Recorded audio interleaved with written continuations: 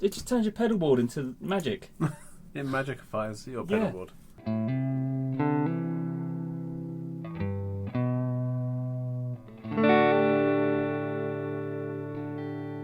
I think it sounds great.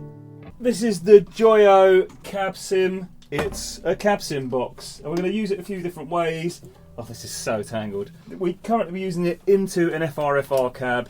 It's got a pedal board in front of it, so it's going through the pedals straight into the cab sim, which is quite a nice way of using it. We did it at rehearsal the other day. It just means you can take your pedal board, put that at the end. It's effectively like having a digital DI box. So instead of just plugging it in, we'll run it through a jack lead. It's got an XLR port.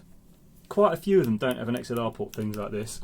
I'm thinking of like the Iridium by Strymon and the Universal Audio stuff. Don't get me wrong, they sound great, but it doesn't have an XLR port, and I think an XLR is handy. If you turn up to an open mic night, you can just plug in. You know how all your pedal board works. I've got a Pherotone, which is nice, like a multi-effects thing.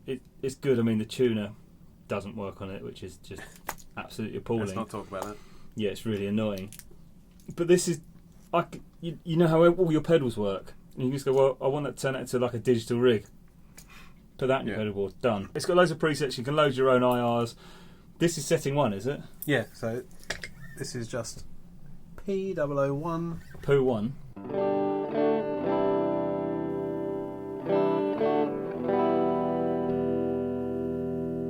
You know what, that one? Sounds alright.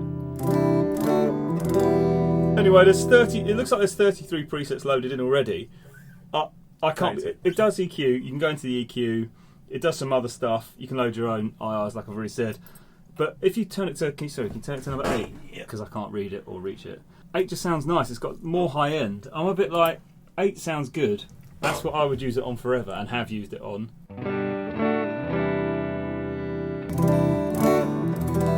So I wouldn't bother doing your own IRs. I mean, you can. I mean, you can put 128 of them on there, but I'm like, well, 8 sounds good.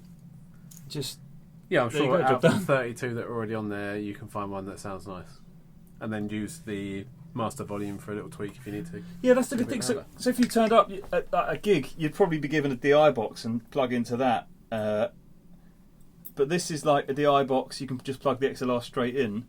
But you got your own volume thing. So if you are too loud or quiet, you can tweak it yourself, which I think is nice. I know you can do it not really from your pedals. If you're playing, I don't know. I find it's like having your amp. So I assume with the presets, you can tweak the EQ on the presets if you want and save that, and then that'll be that number. Probably haven't bothered.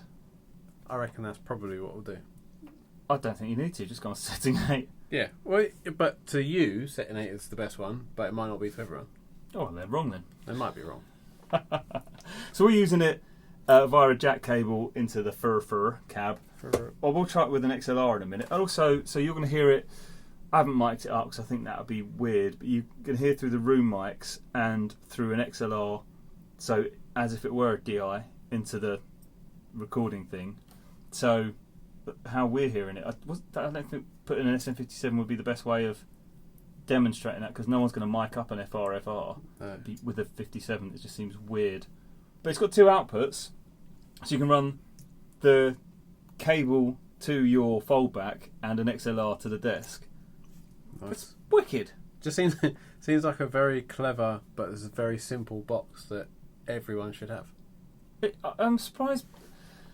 There's some others I've been eyeing up. I mean, the DSM Humboldt one, I love the look of, but it's not digital. But I just think it looks awesome. The Lion by Universal Audio, because Chris Robertson said it's brilliant. In fact, all the Andertons guys said it's brilliant. Rob says it's brilliant. Chris tours with it though. So does it look as good as that though?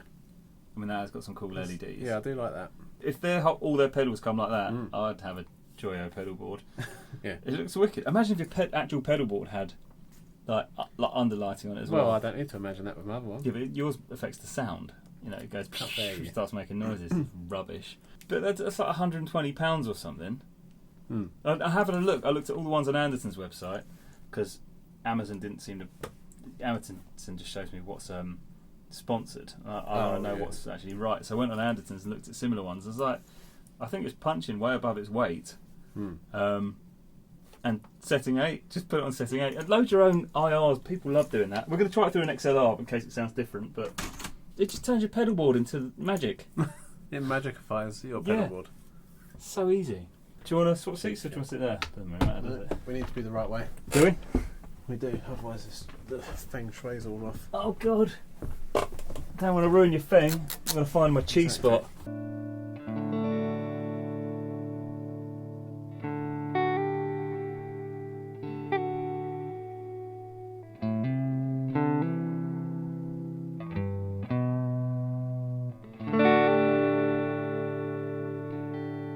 I think it sounds great.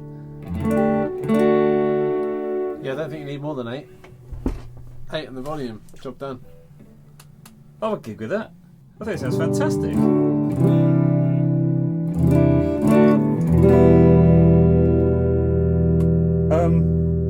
I mean, that's with an XLR.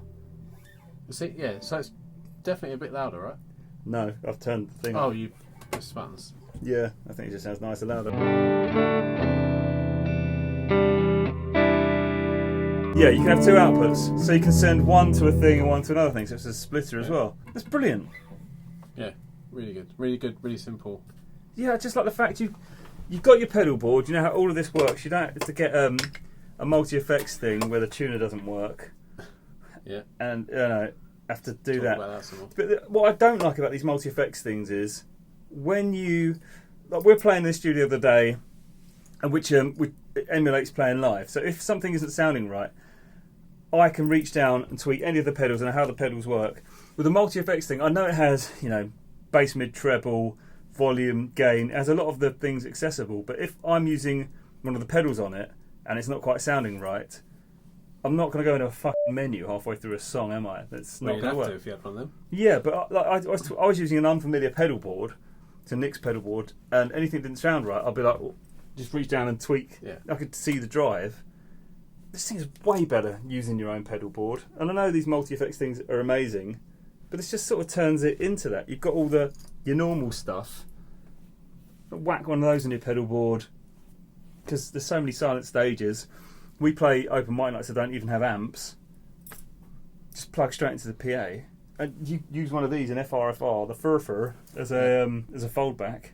I'm impressed. Yeah. We're going to try it into the real amp in a minute. The more I use it, the more I like it. For that, does it work? No, because it's not plugged in somewhere. What's not plugged in? I don't know. That'll be why. What was it this time? You didn't plug it in enough? Shut up, that's what it was.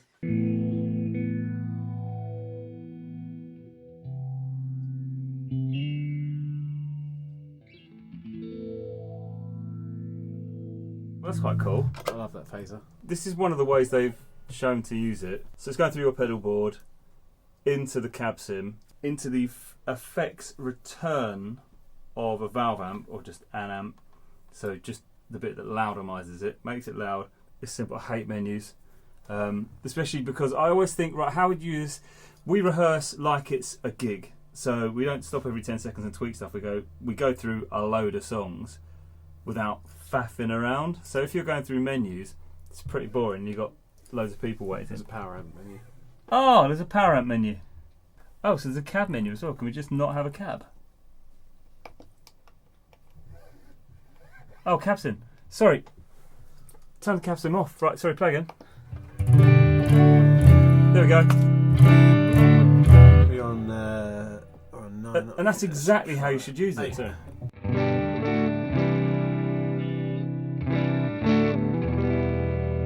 Okay, there you go. That's exactly that's how I use the Pherotone. I have 2 exact same banks of 4 different scenes in a row for like clean, little bit of drive, really driven and mental for a DI setting, and I have 4 for when there is a cab and just all the cabs removed, the same thing, so that's my next 4. So you just turn the cab off. It's even easier. I really like this thing. It'd be really helpful if you just read the menu, the manual. Why? We figured it out. Well, yeah, we did work. It's out. quicker. That's how quick it is. Like we figured it out just quicker one than reading the button, menu. and then turn the power amp, the cab off. Yeah, you press the button that says cab sim, isn't it? Oh no, it says cab or mic. Press that, so you can adjust. Sorry, there's reflection from all the lights on it. Oh, is that one? You can just adjust that off and on. Let me zoom in on it. Brilliant. I I just like the fact it's easy. I hate it when stuff isn't easy. Off.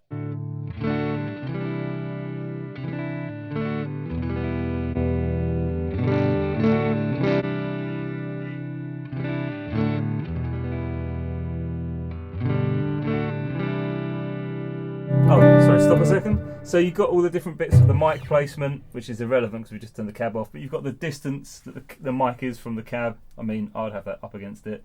The mic volume, C edge, that must be the angle, surely. Power amp, you've got the input, presence, and output. I'm not really sure what presence does. I've had it on amps. Yeah, don't really. And I just turn it until I like the sound of it. Well, that's what you should do with every knob. That's what I Turn it do. until you like the sound of it. Like, that's just, with these cab sim things, so even when you are using the cab sim, not that we are on this thing because we're using a power amp, but I don't go, oh look, I want a Fender sound, I just go, right, I find a sound that sounds nice and tweak it.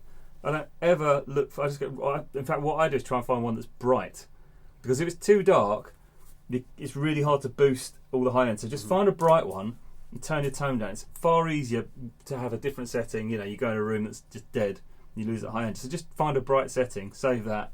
That's a great starting point. Yeah. Brightemize so you can darkemize. Job done. Brightemize so you can darkemize. JD. Right, should we try it again? Because you can use this, so you can use the front preamp of the amp, which is how I was using it in Nick's actually. Right. And then it comes out of that into the cab sim. So we'll sack all of this off, and then I think back into the. I might have to actually look at the picture. Wait, did I do that? So I think you'd use the power at the preamp section of this. So that's going to give you your sound, and just use the cab sim of this, and you can run a DI. Yeah. Don't know why you'd bring an amp and not use the amp though. I suppose if you want the amp sound, but you don't want the volume. The thing is, you have to have a load going to a speaker. So how are you going to make it? Oh, I suppose we'll find out. Oh yeah, no reverb. A little bit, yeah. There's no reverb on this amp. You probably have to put it before this. What we're doing now, this is one of the things. This is was in their booklet of ways to wire it, and I think this makes the least sense. I can't think why on earth anyone would do this. Well, I sort of can. So I'll explain what we're doing first, and why I don't think it's a good idea. This is the guitar, obviously. This is going into the front of your amp, so you get the front of your amp sound. Then the effects send is going into here, and we're just DIing it. So you're hearing a DI signal. We're actually listening through an FR cab. Wait. No, we're not. Why is it coming out of that? How does that make sense? It's going through the send and not go back in it. What? That didn't work how I thought it was going to work. Okay, well it's going... The guitar's going into the amp, and then the send is going to here, and so you're going to hear a DI. I'm guessing that's if you want to hear your amp as you want your amp sound, because that gives you your sound, and you want the speaker, I suppose, but you'd have volume on this. Why would you want that on the side? Why would you bring all of this to give? I suppose it's easier than a DI. No, it's got a bit more. You can tailor it more than the DI lead, can't you? But I mean, I'd let the sound guy do that. I wouldn't go, oh, this is the sound I want the sound guy to hear when you can't monitor it. I don't understand this setup. No. I don't think you should do this. Don't do this. No, it doesn't make sense. Sounds alright. Well, of course it sounds alright. We're just hearing my amp. Yeah. I don't see the point in this. Oh, actually, one thing this is good for. Do you know how I use the Torpedo Captor X for our rehearsals? Well, it's just that, isn't it? Although that's really a unique thing, because that's an attenuator as well, and we rehearse silently. No one's going to do that. Not sure why you would do this. Leave a comment. What do you think? Do you like it? Do you not like it? What, the thing in general? Yeah. Yeah, it's really good. I think it's, like I said earlier, it's very simple, easy to use, which isn't like some of the other things we've used.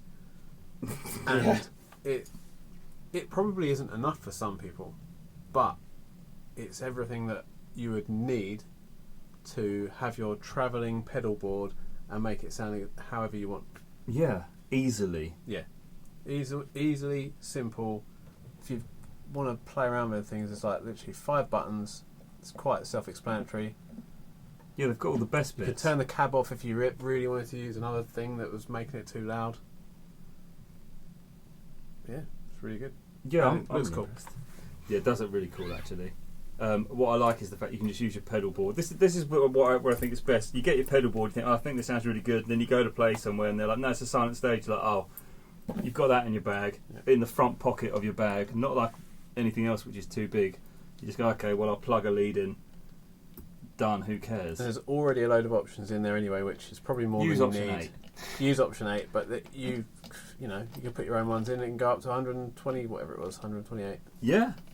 But what I like about knowing that one of the presets works well, which is difficult with a lot of things, is if it breaks and you're like, oh crap, I need for a gig. Oh, you can run into a shop, buy another one, and you're like, okay, well I know setting 8. You don't have to go. If my Pherotone broke and I had to buy another one, it would take me ages to set it up. Yeah. And I can't be bothered. That's why I like a pedal board, because you know how to set up your pedal to make it sound good, and you just go plug, setting 8, done. Easy. Yep. That's what I think. Not that I've had anything fail, but stuff breaks. I don't know. I don't like faffing and going through menus, and it sounds good with no effort. Yeah, that's what I like about pedals. Certain pedals, anyway. You plug it in, turn it on, sound great. Yeah, and most things can sound great, but the Helix, that was one of the most stressful times. So it's just still sounds bad. But how can I spend that long developing a preset that sounds terrible? It just put it on your pedal board, or get one and put it in your bag, because that can go in the front pocket of your gig bag. Like it doesn't need to go on the board, it can go on the floor. Yeah. I think it's really good actually. I'm really impressed. And we were sent that, and I thought that's going to be rubbish. Why would you need one? And then I was like, oh, actually, all the time. Yeah. All the time. Used it at rehearsal. Use it live in May when we do that thing. I mean, I would use it here, but this is already plugged in. I can't be bothered. But I was going to give it to you, and you can use it every time we play here, because you can just put it in front of your board. And for bass as well. We're playing bass for it earlier. Works perfectly. Yeah, because you tried the Trace Editor Elf. Do you prefer that or the Elf? I prefer that. Well, I know you don't like the Elf. Why don't you like the Elf? There's nothing like that. But for a start, bass, the Elf is really loud. But it was just a pain in the arse. This is very simple and smaller as well. It'll sit on the board. Yeah.